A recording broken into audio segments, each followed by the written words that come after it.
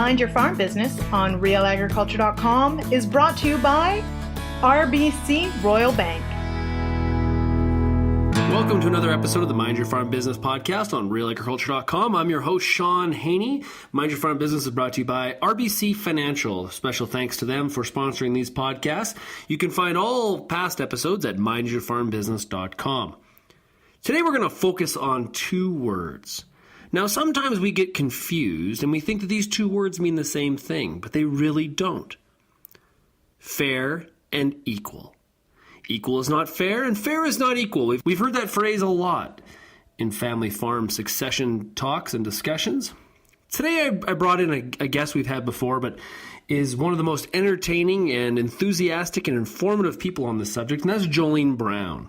Jolene regularly speaks across Canada on the RBC Speaking Series, as well as she is a professional speaker, she is an author, she is a family farm business consultant, as well as a regular farmer brown, as she likes to say. Jolene is not only going to discuss the difference between fair and equal, but she's also going to give us some tips and things to think about to ensure that your family farm succession process goes successfully, and at the end of the day, there's a farm to be run and operated and stay in the family.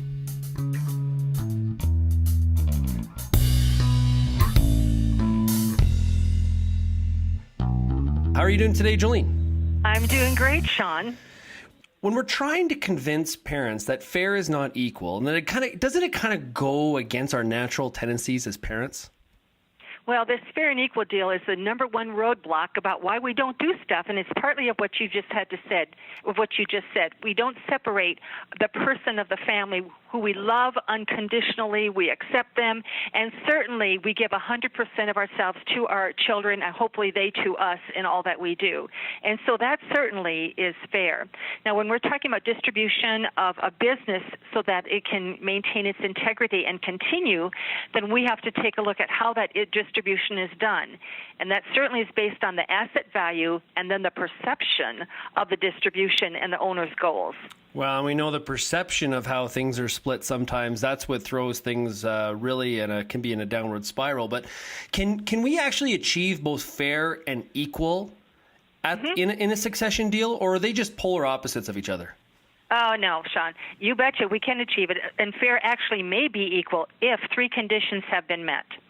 In other words, those who are working in the business, if they are rewarded market value for the value that they bring and allowed to purchase into the business as they go, that's one of the conditions that might make it fair and equal.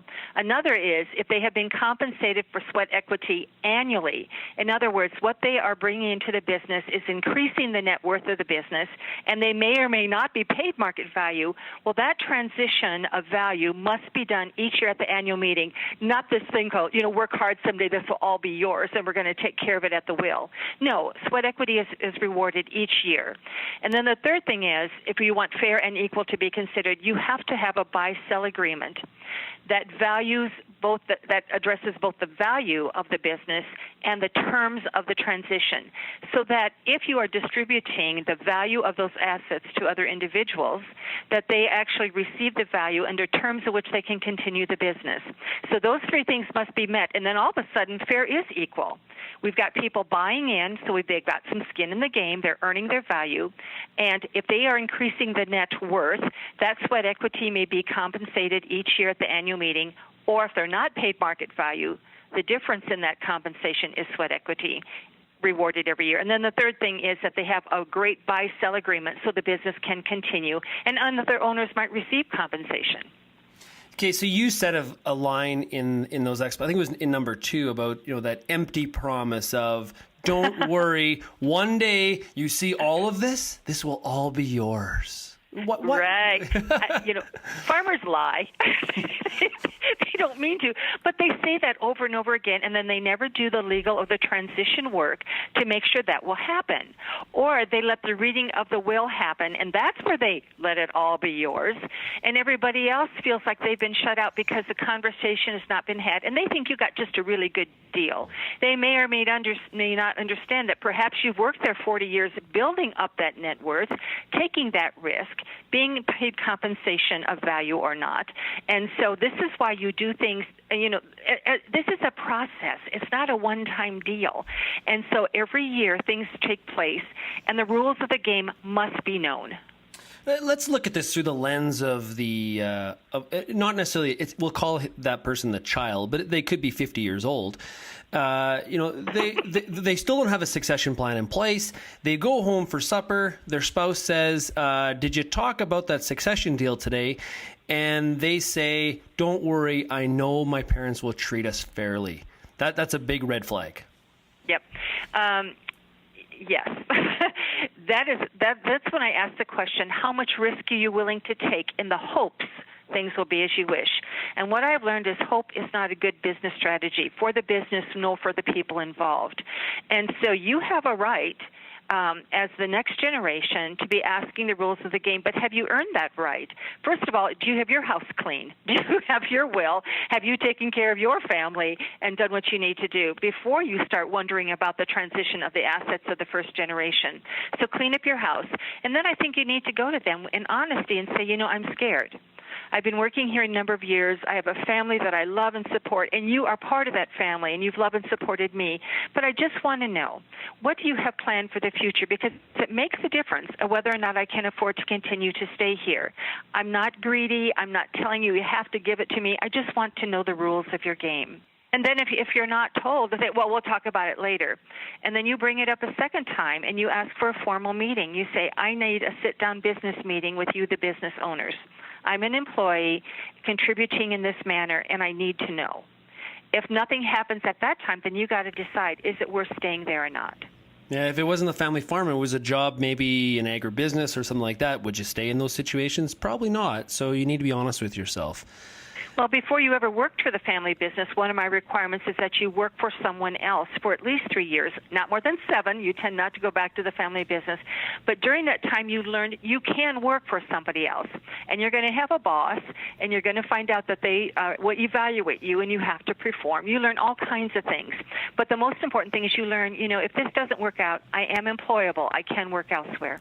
Now, in a lot of these discussions, the patriarch or the matriarch of the family really becomes that focal point of the communication process. But what do you suggest about, we also have off-farm siblings that are also part of this fair and equal conversation. Is it a good idea, if we're the person back on the farm, to have open and honest discussions with our siblings as well that aren't on the farm?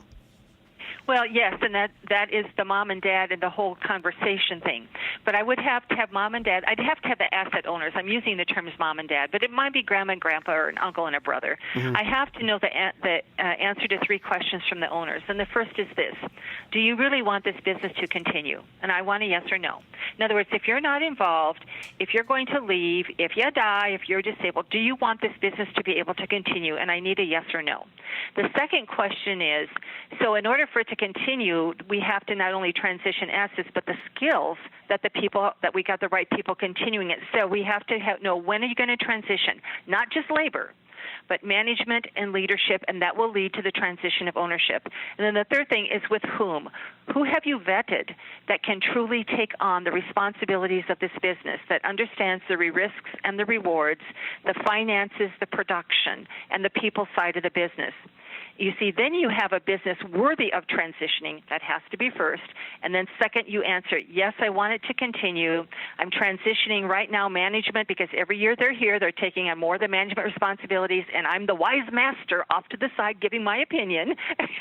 and then we have structure set up so that transition of ownership happens incrementally, not just at the time of death. And I know there's all these tax benefits if you wait till somebody dies.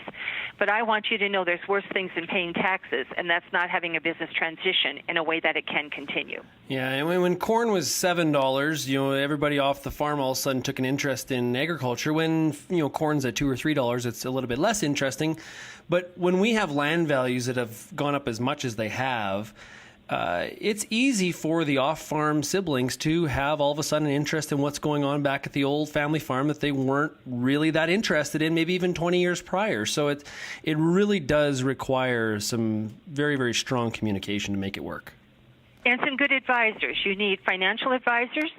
You're going to need legal advisors who can get those. Both of those are going to give you options and the reality of what happens if something takes place in this scenario, what happens right now. If you do this, what would happen? And you always design your estate plan as if something happens to you today. This is why you're rewarding every year annually, not just at the time of death. And then we have to make sure that you have somebody that keeps people talking and working well together. And that's a family business consultant or a coach. And sometimes I just bring my 2x4 and hit them over the head and say, hey, you guys, you're a bunch of 2-year-olds in adult bodies. You know, we're dealing here with a $3 or $5 million asset business. Do you want this to continue? What would happen right now? And we go around the table and we play dead. I have Dad die. Okay, you put your head down, you're dead. And then I turn to Mom and I say, what just happened? What are you going to do? And she usually says, well, we got to bury him. And then she's like, oh gosh, I don't know. It's getting close to harvest. But, oh, God, I don't know. But the kids will know. And then so she turns to the kids in the business and she says, so what's going to happen? What are you going to do? And the kids turn to me and say, well, I got to figure out how we're going to sell the farm. And Dad pops up. I said, Dad wants to know that you can't sell the farm. I said, Dad, you're dead. You can't talk. And so I say to the kids, worked in this business all this time, the business your parents have built up, why are you selling the farm? And they say, my parents have equal shares per stirpies. I have 3 other siblings. There's no way I can come up with appraised cash value and pay them their portion of it. So we have to sell the farm. And then I turn to the daughter-in-laws who've been living on the farm and I say, my gosh, what just happened? What are you going to do? And they're usually white as a ghost because they realize they've lost their only source of income and they've lost the house in which we live because the farm owns the house. And then I tell Dad, well, you can come back to life now. And he says, do I have to? I said, no, because we've got us some work to do. And then I have the son die, the people who are in the business. What if they're not there? And it's really fascinating how this opens a discussion. But I want you to know, Shaun, when we can do this heavyweight project with some perspective and some joy and levity, we sleep a whole lot better at night as we get the process in place. We get the legal documents, knowing they have to be reviewed. We make sure the senior generation who built the business are financially secure. And then we take a look at what's left. Do they want this business to continue? When and with whom? Yeah, and you've mentioned goal setting and what are the objectives a couple times. I've heard a lot of my friends that have kind of gone through the farm succession stuff. It seems the very first goal a lot of times is, in the end, we want everybody to get along. Is that really a good goal? Stop, Shaun, because the smoke's coming out of my ears. There's 2 things that really we got to address. It's when the senior generation says to me, Jolene, when I die, we want everybody to get along, and we want them all to be happy. And in order for them to do that, we're going to let them decide how we should distribute our assets. Oh, my gosh. This is the parents' job, because you know who at that table is a Sherman tank. By golly, this is what I want. This is how it's going to be. And you know who at that table is the martyr. If that's what you want, we want peace and brotherhood in the family. We want us all to get along. You know who has put in earned sweat equity in lieu of compensation, who has built the net worth of the business, and you're going to let them decide? This is the parents' job. And they cannot decide. They cannot let their next generation decide. Now, what I suggest they do is they think long and hard to the answer to the questions we've asked before. Do you want it to continue? When and with whom? And we know all of the other assets, and we've gone to an attorney and an accountant, and we say to them, we need a draft of our will and the buy-sell agreement in plain English. Add all the where-to-fors and thereases later, okay? And then I want you to call all your kids together, and do not do this at Christmas time, and you're going to pay for them to come home. No in-laws are invited at this time. And you're going to say, we've been thinking long and hard, and here's where we're at right now. In front of you, each of you have a copy of the buy-sell agreement, and you have a copy of the will. And here's what is in our estate at this time. First, Mom and Dad, we're taking care of each other. I want you to know that's off the top. And then what is left, here's how we have the determination, because we've made a decision that we want this business to stay viable as a business. So let's go through the buy-sell agreement now. And they hear it in your words. And then you go through the will at this time. And then you say, but this is a big old house. You grew up here. Everybody take these copies. Go off by yourself. And I want you to come back to us one at a time. And we want to hear what you're thinking. And then you may or may not make changes. But ultimately, the rules of the game have to be known. Yeah, well, and in reality, the fair and equal discussions seem to go a lot smoother when the off-farm siblings are successful in their own lives. Sometimes where there can be a really damaging situation is where that farm is sort of the backup plan to, adding financial security to those people. If that is their plan, if the parents' goal is we want to provide finances to all of our generations, to all of the next generation, that they can count on income, then their distribution is through the buy-sell agreement, that they receive compensation, but under terms of which those in the business can continue to do the business. And a good buy-sell agreement, Shaun, not only does it have 6 parts, it's different if there's death or disability or divorce or disillusionment. If there's a divorce, we have mandatory buyout because we don't want an ex-spouse sitting at the table. If it's death, we have to deal with the distribution because of probate and get it done. If it's disability, owners may need their money. But if you have it set up so that the people are bought out under terms, and it might be a 10-year buyout, under a low interest rate because it might be a restricted owner entity. This is why you've got to have a really good attorney and a really good accountant sitting by your side. Yeah, Jolene, it's been great to talk to you about equal is not fair and fair is not equal, but you can achieve them if you follow some of Jolene's key messages and steps that she's provided today. Jolene, thanks a lot for joining us today. Oh, I'm so glad. And I wish people 2 things, a successful business and a happy family. But I find if you want a happy family, you better work on the business.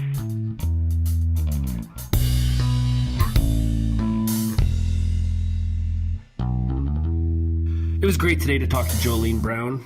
Jolene is always so energetic, entertaining, and so informative. I thought of the quote as I talked to Jolene today. My family is my greatest strength, but also my greatest weakness. It is so true. It is not easy working in a family business. And it's especially not easy when we're dealing with words like fair and equal and trying to figure out what those actually mean. Let's quickly jump back to Jolene as she describes this concept of fair and equal with the metaphor of an apple. The apple exercise means you don't just reward the fact that you made a pie out of apples.